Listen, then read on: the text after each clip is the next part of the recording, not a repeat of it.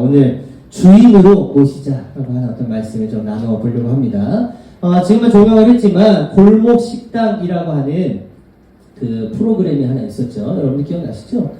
이 골목 식당이 참 괜찮은 프로그램인 게 뭐냐면 좀 이 사업을 또 하다 보면 음식 장사를 하다 보면은 좀 어려운 일들이 있을 거 아니에요. 다 잘 되면 여기 뭐 너무 좋겠죠. 근데 이 식당마다 좀 어려움을 겪고 있는 그런 식당들도 너무 많으니까 이거를 어떻게 좀 살려볼까 하는 그런 취지로 이제 출발한 이 골목식당 프로그램이죠.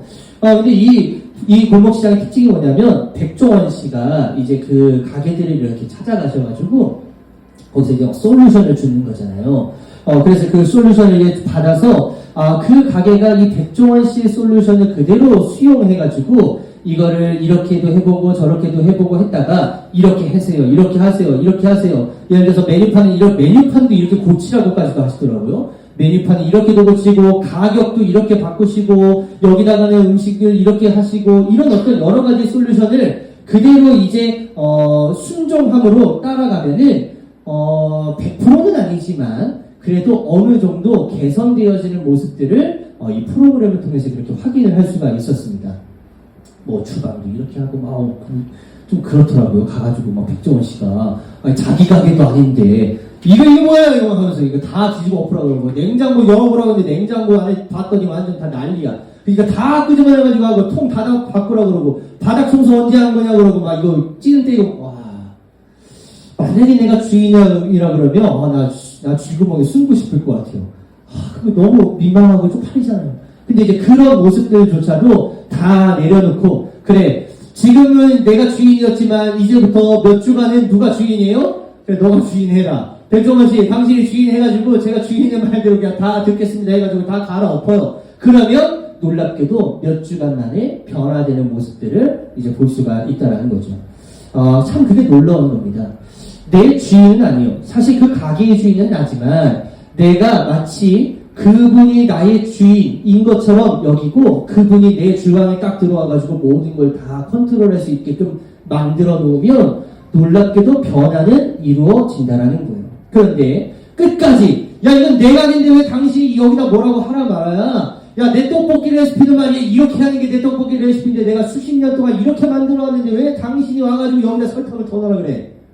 그러면은 처음엔 하겠죠. 근데 좀 가다 보면 아니야 이건 내 맛이랑 안 맞아 하다가 또 다시 자기의 모습으로 회귀하는 모습들이 얼마나 많은지 모릅니다. 그 프로그램을 보면서 진짜 다시 돌아가는 사람들 수도 없이 많이 등장하더라고요. 차이가 있는 거죠. 그분을 진짜 내 주인으로 모시고 그분이 컨트롤하는 대로 가게를 운영할 것이냐. 신앙생활도 마찬가지예요. 우리의 삶에 예수 그리스도의 위치가 지금 어디 있느냐. 아까 우리가 그 예수님의 동행에서 첫 번째였던 걸로 기억하는데 업힐 것이냐 업을 것이냐 요거랑 비슷한 맥락의 주제인 거예요.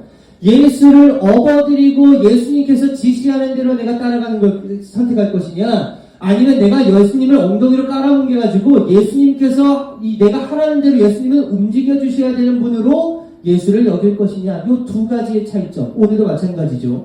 예수님은 그냥 손님의 자리에서 손님이 뭐 대놓고 이야기하는 거 보셨어요? 아무도 없어요. 손님은 그냥 와서 밥만 얻어먹고 가는 거예요. 근데 손님의 위치로 예수님을 그냥 둘 것이냐 아니면 예수님을 주방으로 딱 모셔드려가지고 예수님께서 하시는 그런 모든 레시피를 다 따르고 그대로 내가 한번 해볼 것이냐.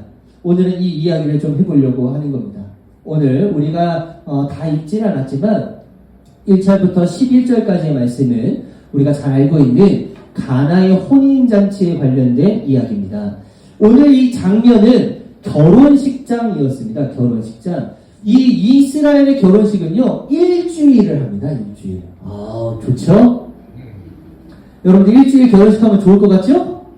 너무 귀찮을 것 같아요. 그죠? 근데 일주일을 결혼식을 딱 하는데, 가장 클라이막스는 6째 날. 그러니까 우리로 따지니까 불금 같은 거예요.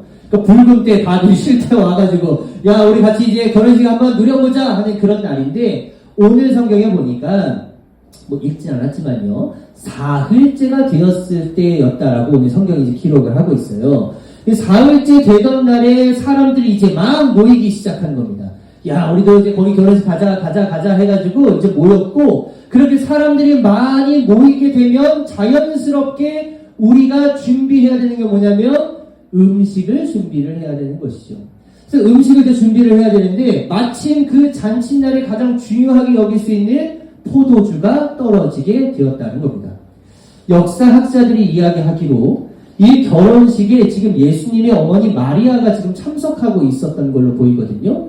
그러니까 예수님과 관련이 있었던 친척의 결혼식이지 않았을까라고 역사학자들이 이제 해석을 하고, 그랬기 때문에 예수님도 제자들을 데리고 이 결혼식에 참석하게 되지 않았을까라고 그렇게 해석을 하는 사람들도 있습니다. 그러니까 마리아의 입장에서 우리 친척이 결혼하고 있는 상황이니까 마침 포도주가 떨어졌다는 건 마치 내 일처럼 이게 안 되겠다.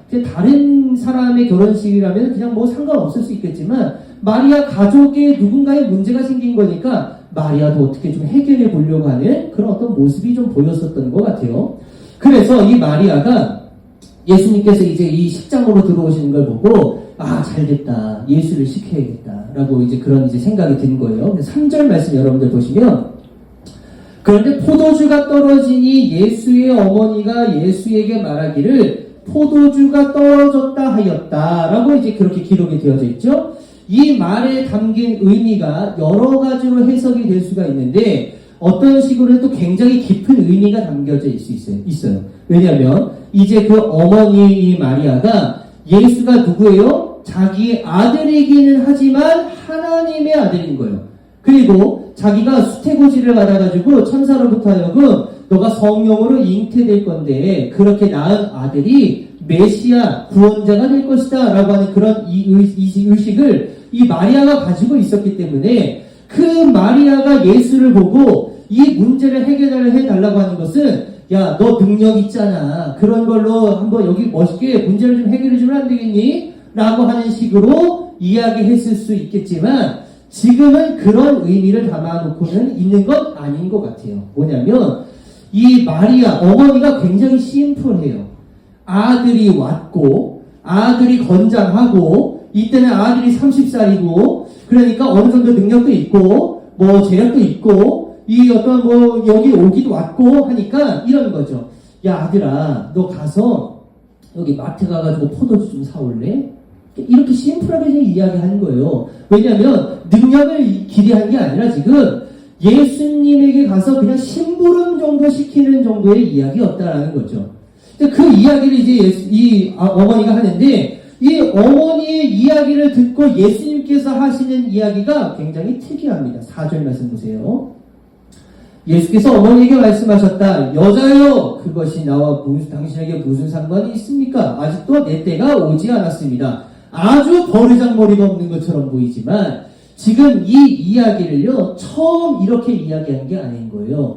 자 여러분들 그때도 제가 설명을 이렇게 해드렸지만 조금 복잡한 설명인데 좀 하고 넘어가야 되니까 한번 해볼게요. 오늘 이 가나의 혼인잔치는 마리아에게 있어서 굉장히 슬픈 날이에요. 왜 슬픈 날이냐? 지금 우리 친척이 결혼식을 하면 너무 좋아야 되는 건데 왜 슬프냐면 예수님의 그 여자여라고 하는 그 말 때문에 지금 너무나도 슬픈 거예요. 자, 시대를 어디로 돌아가 보냐면 18년 전으로 돌아갑니다. 18년 전. 그러면 예수님이 12살 때의 이야기예요. 예수님이 12살 때 6월절이 돼서 부모님과 함께 6월절 제사를 드리러 성전에 갑니다. 예루살렘에 가는 거예요.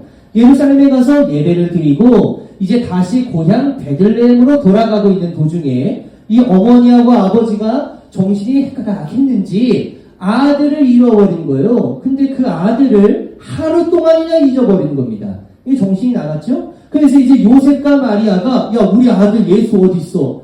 해가지고 다시 찾으러 예루살렘으로 갑니다.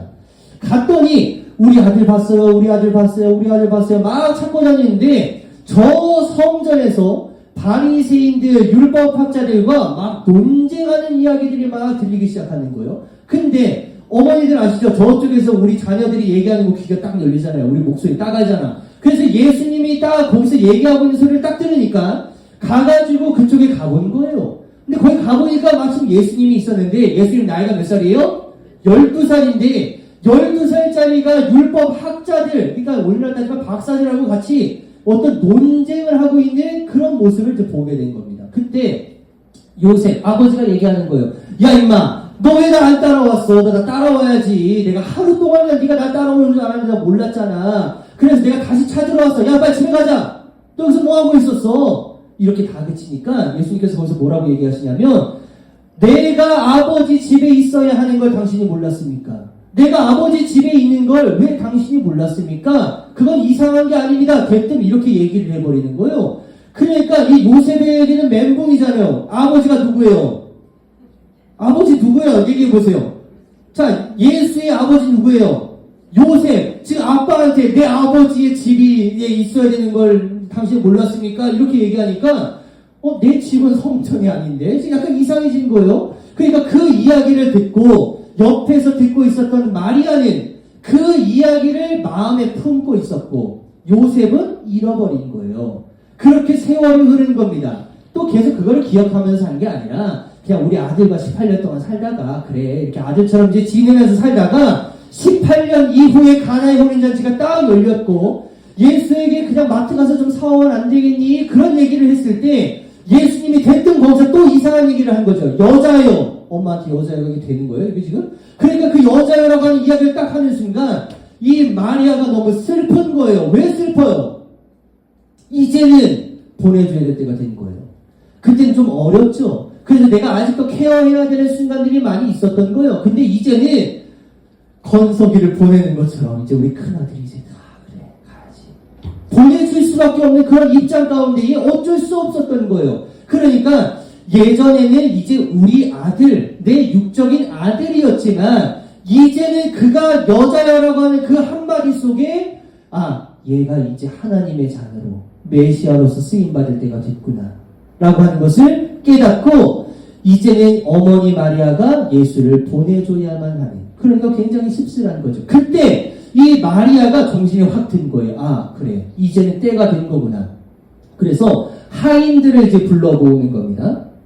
하인들을 급하게 불러가지고 그 하인들에게 이야기를 하는데, 여기에서 이 놀라운 마리아의 말이 뭐냐면, 그가 하라는 대로 그대로 하세요 라고 그렇게 이야기를 하는 겁니다. 그게 뭐냐면, 이 하인들의 원래 주인은 누구예요? 하인들의 원래 주인 누구죠? 그 집의 주인일 거 아니에요. 근데 그 집의 주인의 말보다도 이제는 주인을 누구로 섬기라는 거예요? 예수님으로 섬기라는 거예요. 그러니까 이 하인들의 주인을 바꿨다는 겁니다. 그 말 한마디가. 자, 그래가지고 이 하인들이 그 얘기를 이제 듣고 뭘 해야 되는데, 하인들의 입장에서 이게 납득이 돼야 안 돼요. 여러분들이 납득되세요? 납득이 전혀 안 되는 그런 상황이 벌어진 겁니다. 난감한 거예요. 왜냐하면 이 하인들의 주인은 예수님이 아니라 그 집주인인 거예요. 그래서 결혼식이 열리고 있는 그 집의 주인이 나의 주인이었기 때문에 누구 말을 듣는 게 맞아요? 그 집주인 얘기를 듣는 게 맞아요. 이 옆에 있는 손님인 예수 그리스도의 말을 들을 필요가 없는 겁니다. 그런데 예수님의 말을 들으라고 하니까 이 사람들이 조금 난감하는데, 더 난감한 게 뭐냐면, 예수님께서 그 하인들에게 지시하시는 명령을 딱 들으니까 완전히 논센스인 거예요. 완전히 말이 안 되는 얘기를 두 가지를 하시는 겁니다. 오늘 그 말씀 좀 보려고 해요. 첫 번째 6절 7절 보겠습니다. 우리 함께 읽어볼까요? 6절 7절 시작. 거기에는 돌로 만든 물 항아리 6이 놓여 있었는데 그것을 보여주세 우리들을 하나이까. 예수께서 일꾼들에게 말씀하셨다. 이 항아리에 물을 채워라. 그래서 그들은 항아리마다 물을 가득 채웠다. 자, 여기 중요한 단어가 나옵니다. 정결예법에 따라 라고 하는 말씀이 6절에 기록되어져 있죠. 정결예법이라고 하는 건 뭐냐면 제사를 드린다는 이야기예요. 근데 제사를 아무렇게나 드릴 수 있는 게 아니라 손을 반드시 닦고 발을 반드시 닦아야 되는 거예요. 이게 내 몸을 깨끗하게 하는 그런 의미를 담고 있는 겁니다. 즉 그 정결 예법에 따르면 집집마다 그런 어떤 항아리들을 좀 뒀던 것 같은데, 우리 옛날에 항아리 많이 뒀었죠. 뭐 거기다 뭐 김치도 담가놓고 뭐 된장도 담가놓고 간장도 담가놓고 뭐 그런 항아리예요. 근데 이 집에 있었던 항아리의 크기가 얼마 정도 됐을까? 이제 보통 그때 당시에 이제 항아리가 얼마 정도냐면 한 통, 이제 그 항아리, 엄청 큰 항아리, 그 항아리 하나에 40리터, 다른 항아리요. 제가 한번 떠올리는 거 보면, 요 조그만 항아리 하나에 한 40리터도 이미 크다. 그죠? 40리터짜리 들어가는 그 항아리에 그게 두세 동이가 들어가는 항아리. 이해되셨어요? 그러니까 40리터짜리 물이 한 2번, 3번 정도 들어가는 항아리 크기.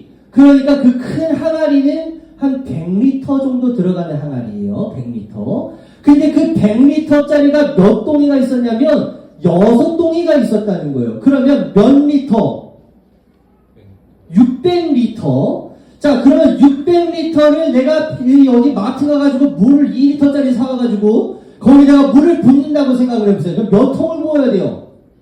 300개를 페트병을 300개를 여기다 붓고 있어야 되는 거예요. 자, 붓고는 있는데 서로 부으면서도 이게 조금 이상해. 왜냐? 지금 이 집에 떨어진 건 뭐예요? 포도주가 떨어졌는데 정결 예법에 쓰이는 물을 채우라고 지금 하는데, 그 물도 그냥 채우는 게 아니라 600리터를 그냥 여기다가 채우라고 하면은 여러분들 채우시겠어요? 자, 제가 여기다 100리터짜리 항아리 6개 갖다 놨어요. 자, 여러분들, 우리가 이거 오늘 그냥 우리 물 한 모금씩 마시기 위해서 물 600리터 다 채워놓으세요 하면 여러분들 채우실 거예요? 물론 채우시는 분들도 계시겠지. 하면서 근데 제 욕 안 하시겠어요? 뭐야, 이거 못 쓸 게 없이 이걸 왜 채우라 그러는 거야? 지금같이 수도 틀면 물이 쑥쑥 나오는 게 아니라 그 당시에는요, 또 우물까지 가가지고 물동에 해가지고 와가지고 600리터를 채워야 되는 거였어요.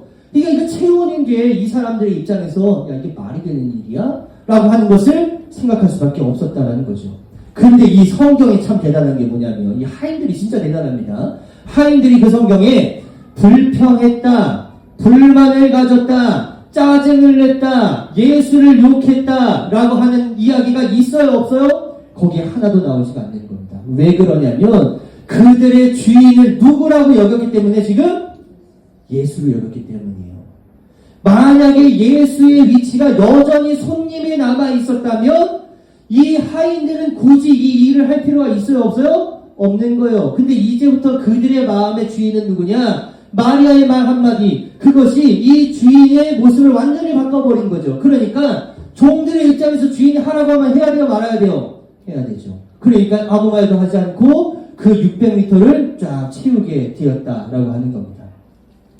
왜 우리가 예수의 말씀과 명령에 순종하기가 어려울까요? 근데 이 문제는요, 사실 너무나도 간단해요. 왜냐하면 예수님이 우리의 주인이 아니라 결혼식에 참여한 손님에 불과하기 때문에 우리는 예수님의 명령에 따를 필요가 없다고 생각하는 거죠. 다시 말씀드리면 우리의 삶의 주인이 우리라고 생각하고 우리의 삶의 주인의 우리의 삶에 예수님은 그저 손님의 위치에서 그냥 머물러 계시기 때문에 굳이 예수님의 말을 들을 필요가 없다라는 겁니다. 내 식당에 왔는데 손님이 막 이래라 저래라 하고 있으면요, 굉장히 불편하고 짜증이 나는 거예요. 우리의 삶과 마찬가지죠. 내 삶이 지금까지 내 거라고 생각을 했는데, 내 능력을 가지고 내가 지금 여기까지 올라왔다고 생각을 했는데, 내 실력이 나를 지금 이렇게 만들었다라고 내가 지금 생각을 하는데, 예수님이 괜히 오셔가지고 이거 해라 저거 해라 순종해야 되지 않겠냐, 하나님 말씀대로 살아야 되지 않겠냐, 그렇게 살아가는 거 하나님께서 원하시는 게 아니야, 하나님의 말씀대로 살아가는 게 하나님께서 원하시는 거라고 자꾸 태클 걸고 하나님께서 이야기 이렇게 하시면 누가 그걸 좋아하겠냐는 거예요. 근데 좋아할 사람은 있죠. 누구냐? 예수님이 내 주인인 걸로 모시고 살아가는 사람은요, 그 말씀이 거부감이 없을 거예요. 왜냐? 내 주인이 하라는 대로 내가 할 뿐인데 그게 뭐가 기분이 나쁘겠냐는 거예요. 내 주인이 예수님이다라고 하는 것을 여러분들 다시 한번 기억하시고, 이런 믿음을 가지고 신앙생활할 수 있게 되시는 우리 귀한 성도님들 되시기를 예수의 이름으로 간절히 축복합니다. 이게 되지 않으면 동행 자체가 안 된다는 거예요. 이게 첫 번째. 예수님의 넌센스한 그 명령이 뭐였냐? 물동이에 물을 채우라는 거예요. 이런 말도 안 되는 일. 두 번째 뭐냐? 8절 보겠습니다. 8절.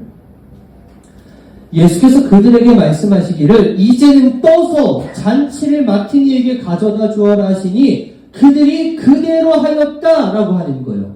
자, 하인들에게 있어서 여전히 주인은 누구냐면 나 월급 주는 사람이 내 주인인 거예요. 그 사람 심기 건들잖아요. 나 바우 잘리는 거예요. 자, 그런데 내 생사를 쥐락펴락할 수 있는 그 주인은 지금 저쪽으로 가 있고 잠깐 내가 주인을 예수님이라고 여겨서 물동에 채우긴 채운 거예요. 그래서 꽉 채워져 있는 거예요. 자, 거기까지 내가 어떻게든 할 수 있었어. 아, 마리아가 시켜서 그래 주인으로 여기긴 여겼고, 아 그래 내가 그 말씀에 순종을 했다. 아 그래 여기까지만 해도 잘한 거야. 포도주 떨어진 거 알았고 그래서 물 채워서 채웠잖아. 근데 여기까지 일단 왔는데 그 다음에 예수님께서 하신 얘기가 뭐냐면 그 손 씻는 물, 발 씻는 물을 그 잔치에 온 사람들에게 그대로 갖다 주라는 건 이건 진짜 말이 안 되는 거예요. 왜냐? 이거 갖다 줬다가 주인에게 들키면 어떻게 되는 거예요? 내 모가지 날아가는 거예요. 그날로. 이거 어떻게 되는 게 아니에요. 이게 답이 없는 거예요. 물을 채우라는 것까지는 내가 어느 정도 내 생사와는 그렇게까지 연관이 있는 건 아니니까 그래도 그렇게 해온 거예요. 아 그래 이 정도야. 그래 이 정도 예수님께서 원하시는 거 그래 이 정도는 할 수 있지. 야 저 정도 그래 저 정도까지는 할 수 있지. 야 이거는 뭐 내 삶에 그렇게 피해가 가는 것도 아니고 내 삶에 그렇게 어려워진 것도 아니고 그냥 내가 이 정도까지는 그래 할 수 있어 라고 하는 식으로 어느 정도까지 순종을 했지만 하나님께서 원하시는 건 그런 순종이 아니라 거기서 더 넘어가는 순종을 원하신다는 겁니다. 어떤 순종이냐? 너의 삶에 직접적인 영향이 있어도 내 말에 순종할 수 있느냐? 너가 만약에 내 말에 순종하면 너가 어려워질 수 있을 것 같은데 너 그래도 나 믿고 순종할 수 있느냐? 너 이거 하게 되면은 정말 어이없는 상황이 벌어질 수도 있고 너가 지금까지 쌓았던 스펙, 실력, 능력 이거 다 없어질 수도 있는데 그래도 나 믿고 이거 한번 포기해주면 안 되겠니? 너 그렇게 할 수 있겠니? 예수님께서 이걸 원하시는 거죠. 이걸 할 수 있는 사람이 진짜 예수님과 동행할 수 있는 사람입니다. 저는 우리 인천 원당감리교회 모든 성도님들이 이 정도 수준까지 올라갈 수 있게 되셔서 예수님과 동행의 자리로 아주 발벗고 나설 수 있게 되시는 우리 귀한 성도님들 되시기를 예수의 이름으로 간절히 축복합니다. 하인들은요 이런 어이없는 넌센스의 명령에도 그대로 행했다라고 하는 게 오늘 말씀의 핵심인 거예요. 그랬더니 놀랍게도 결혼식장에서 가장 수지 맞은 사람들이 누가 됐냐면 하인들이 되었다는 겁니다. 수지 맞았다는 게 뭐 일이 잘 풀리고 뭐 재물을 얻고 뭐 내 직책이 뭐 상승을 하고 뭐 이런 게 얘기한 게 아니에요. 이건요 여러분들 우리 인생에 우리가 중요하다라고 여길 수 있는 부분인 건 맞지만 이건 전적으로 부차적인 거예요. 우리가 하나님을 붙잡고 하나님을 먼저 섬기고 우리의 주인으로 여긴다면 그 나머지 것들을 하나님께서 자연스럽게 허락하여 주실 줄을 믿으시기를 간절히 바랍니다. 저는 이 믿음이 있는 거예요. 그래서 그래 하나님대로 해. 하나님께서 하시는 대로 해. 하기 싫은 게 얼마나 많은지 몰라요. 저라고 뭐 목사라고 뭐 다 하고 싶은 거만 있는 줄 알아요? 저도 하기 싫은 게 얼마나 많은지 몰라요. 근데 그렇게 하기 싫은 것도 그래 해 알아서 해주시겠지 이런 마음을 가지고 일단 가다 보니까 제가 망했어요? 여러분들 보세요. 저 망한 것 같아요? 모천정 보세요. 저 망한 것 같아요? 저 안 망한 것 같죠? 아직 망하고 있는 중도 아니고 저는 저 망하지 않을 거예요. 왜 안 망해요? 하나님 붙들어 주신다면서요. 이 장면에서 이 혼인잔치에서 가장 수지 맞은 사람들이 왜 하인이라고 이야기할 수 있냐면 이 기적을 맛본 사람은 누구만이에요? 유일하게 하인들밖에 없었다는 거예요. 왜냐? 그 물을 채운 사람이 누구예요? 주인이 와가지고 물동에 해가지고 와서 주인이 채웠어요? 아니요. 주인은 몰랐다고 나와요. 성경에. 몰랐대요. 왜 이거 좋은 거 왜 숨겨놨냐고 그렇게 얘기하는 게 주인인 거예요. 이거 유일하게 알고 있는 사람이 누구밖에 없어요? 하인들밖에 없는 거예요. 그래서 그 하인이 왜 수지 맞았다라고 이야기하냐면 당연히 그럴 수밖에 없어요. 왜? 예수님의 기적에 참여한 자들은 하인들밖에 없었다는 거죠. 그래서 여러분들 예수 그리스도의 기적에 참여할 수 있게 되어지고 쓰임받게 되어지는 우리 귀한 성도님들 되시기를 예수 이름으로 간절히 축복합니다. 이게 굉장히 수치 맞았다는 거예요. 유일한 경험자 하인들 이런 거죠. 예수님의 기적을 체험하고 그것이 예수님의 어떤 부활, 죽음의 이야기하는 어떤 사건이었고 이 표적이 예수님의 죽으심, 이제 나가 죽을 것이다 라고 하는 그런 표적을 담아내고 있는 그런 이야기지만 그 시작, 이거는 그 표적 중에 가장 첫 번째로 나오는 표적이거든요. 그 표적의 주인공들이 하인들이 될 수 있었던 건 그들이 예수의 말에 그대로 행했기 때문에 가능할 수 있었다라고 하는 것입니다.